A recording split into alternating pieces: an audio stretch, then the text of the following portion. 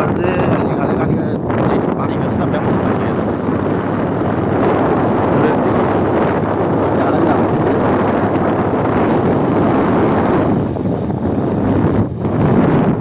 এই বাবরে মাছ ছিল, এই বাবরে মাছ লোড করতে হতো না, সব বাবরে মাছ গেছে, এই বাবরটা বেশি মাছ প্রচুর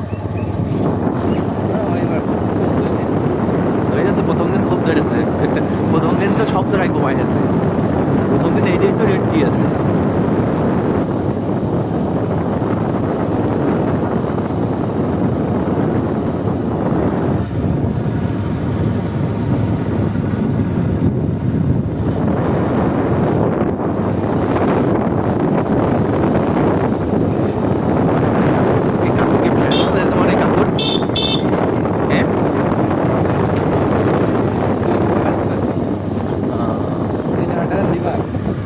আচ্ছা আচ্ছা, আর ভ্যানও কি ওর?